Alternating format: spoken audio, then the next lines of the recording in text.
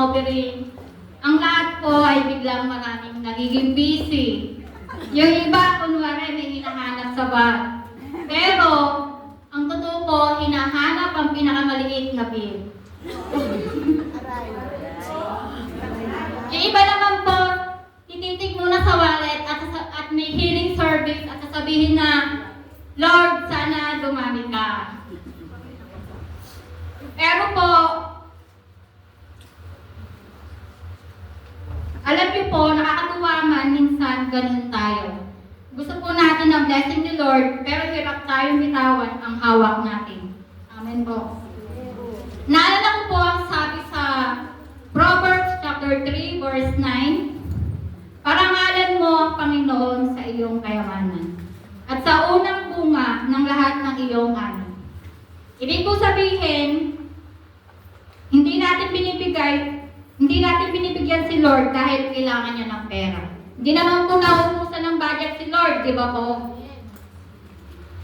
Dahil kailangan niya po ng pera,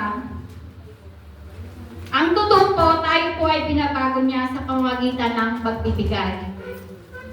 Kapag nagbibigay po tayo, natututo tayong magtiwala, sinasabi natin na, Lord, ikaw ang source ko. Ikaw ang provider ko, hindi ang sweldo ko, hindi ang wallet ko, at hindi ang negosyo ko. At minsan po kasi parang wallet natin ang may control sa emosyon natin. Kapag puno, masaya tayo. Kapag nalipis, bigla tayong nagiging prayerful. Pero po ang totoo, hindi kapal ng wallet ang basihan ng peace natin, kundi katapatan ng Diyos. At tandaan po natin, hindi tinitignan ni Lord kung gaano kalaki ang binigay. Tinitignan niya po kung gaano kalaki ang tiwala habang nagbibigay. Kung 20 man yan, 10 man yan, or coins man yan. Kapag galing sa puso, may pag-ibig at pananampalataya, mahalaga po yan sa Diyos. Kaya po, habang tayo po ay nagbibigay ngayon, huwag nating isipin na nabawasan ako. Isipin po natin, may pagkakataon akong sumamba, magpasalamat, at magtiwala sa Panginoon. Amen po. Mga kapatid, ang pera po, kapag pinapitan mo, papel lang yan. Pero kapag inilagay mo sa kamay ng Diyos, nagiging binhi yan para sa kanyang gawain at para sa pagpapala. Kaya po, ibigay natin ng may saya, ngiting tunay, hindi yung ngiting masakit. Tayo po ay magbigay ng may kalakasan. Amen po. Tayo po ay manalangin.